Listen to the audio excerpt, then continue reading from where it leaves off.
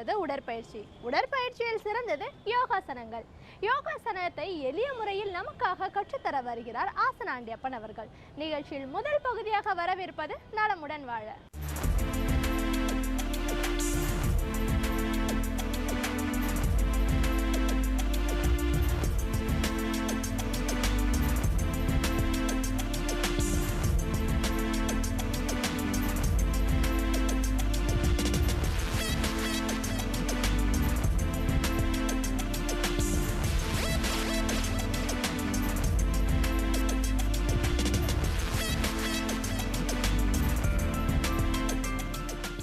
என் இனிய உலகத்தமிழ் மக்களே, தாய்மார்களே, பெரியோர்களே, சிறார்களே, என் அருமைச் சீடர்களே, உங்கள் அனைவருக்கும் என் இனிய காலை வணக்கம். கலைஞர் தொலைக்காட்சி நிகழ்ச்சியில் நலமுடன் வாழ என்னும் பிரிவில் யோகாசனத்திற்கு அதிகாலை வேளையில் அதிக முக்கியத்துவம் கொடுத்திருப்பதை நீங்கள் அறிவீர்கள்.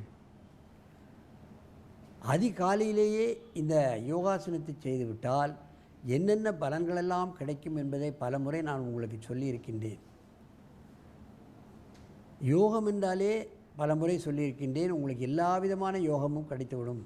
கல்வி கிடைத்துவிடும், ஆரோக்கியம் கிடைத்துவிடும், பணம் கிடைத்துவிடும், பதவி கிடைத்துவிடும், புகழ் கிடைத்துவிடும். வேறென்ன வேண்டும் உங்களுக்கு? மக்களுக்கு சேவை செய்யக்கூடிய ஒரு ஆற்றல் உங்களுக்கு வந்துவிடும்.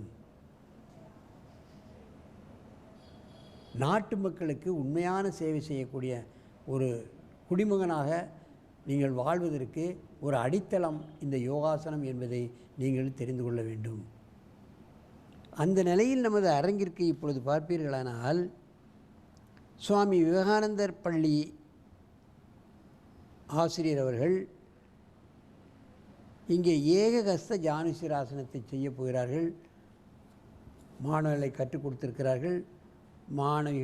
மாணவர்கள் இப்பொழுது இந்த ஏகஹஸ்த ஜானுசிராசனத்தை வலது காலை முதலில் வைத்து செய்ய போகிறார்கள். Right leg.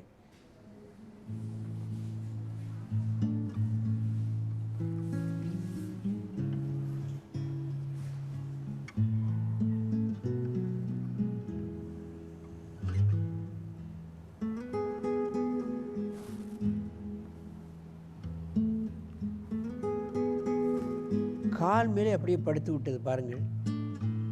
நீங்கள் எல்லோரும் காலை நீட்டி குனிந்து பாருங்கள். முதுகை முன்னால் வளைக்கவே முடியாது. முதுகெலும்பு விரைப்பாயிட்டுது. இது தவிர வயிறு வேறு பெருசாக இருக்குது. எங்கே குனிய? குழந்தைகள் பாருங்கள். பச்சிளங்குழந்தைகளுக்கு வளையும் தன்மை அதிகம். ஆகவே தான் சிறு வயது முதற்கொண்டே ஆசனங்களை கற்றுக் கொடுத்து விட வேண்டும். அவங்களுக்கு வளையும் தன்மை இருக்கிறது. மெதுவாக எழுந்திருங்கள். நன்றாக மூச்சு இழுத்து கொள்ளுங்கள். 2 மூச்சுகளே. இப்பொழுது அடுத்த காலை போட்டு செய்.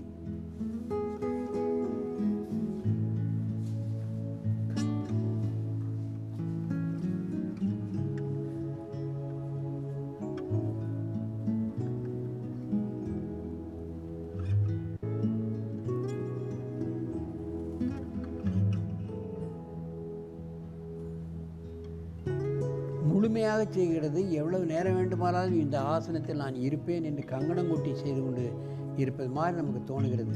மெதுவாக எழுந்திருங்கள். கையை கிளை போடு. நல்ல மூச்சை இழுத்து கொள்ளுங்கள். இப்போ மீண்டும் காலை மாற்றி செய்யுங்கள்.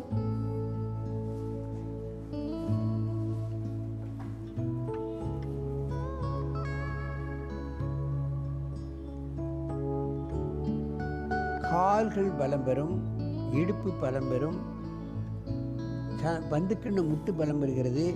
இந்த குழந்தைகள் எல்லாம் மற்ற விளையாட்டுகளில் வெற்றி பெறுவதற்கு உடல் தகுதி பெற்று விடுவதோடு அல்லாமல் நோய் எதிர்ப்பு சக்தி அதிகமாகின்ற காரணத்தினால் இவர்களுக்கு எந்த நோயும் தாக்குவதற்கு இவர்கள் உடல் இடம் கொடுக்காது என்பதை நீங்கள் தெரிந்து கொள்ள வேண்டும்.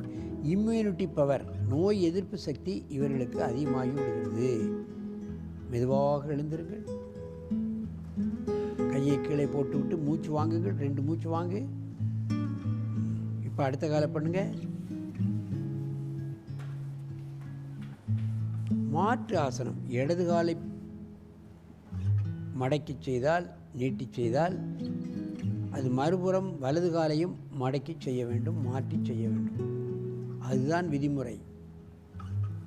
மாற்று ஆசனம் என்று ஒன்று இருக்கின்றது. ஒவ்வொரு ஆசனத்துக்கும் முன் வளைந்தால் பின் வளையணும், வலது பக்கம் வளைந்தால் இடது பக்கம் வளையணும்.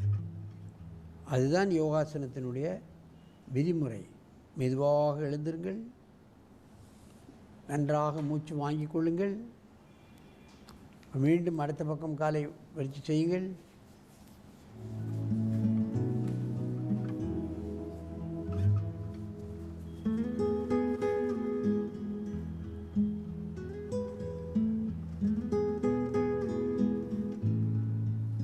காலை நீட்டி பக்கவாட்டிலோ அல்லது நேராகவோ வளைவது என்பது மிக மிக கடினம்.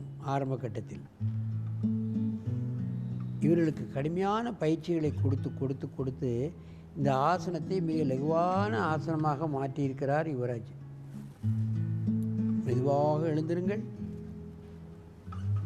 அப்படியே இருந்த இடத்தில் பத்மாசனம் போட்டு உட்காருங்கள். நான் ஏற்கனவே பல முறை சொல்லியிருக்கின்றேன், குழந்தைகளுக்கு சின்ன சின்ன ஆசனங்களை முதலில் கற்பிக்க வேண்டும்.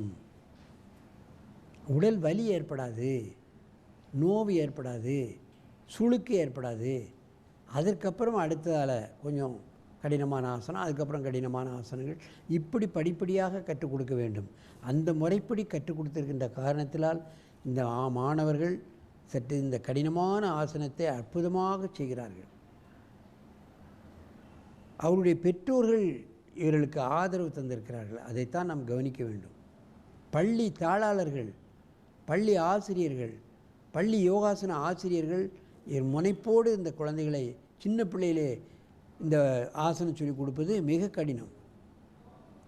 ஆகவே இது போன்ற ஆசனங்களை சிறு வயது முதற்கொண்டு குழந்தைகளுக்கு கற்றுக் கொடுத்து அவர்களை ஆரோக்கியவானாகவும் எதிர்காலத்தில் ஒரு நல்ல பெரிய மக்களுக்கு சேவை செய்யக்கூடிய ஒரு அற்புதமான மனிதர்களாகவும் ஆக்க வேண்டும் என்று கேட்டு உங்களிடமிருந்து விடைபெறுவது ஆசனம் ஆண்டியப்பன். வணக்கம்.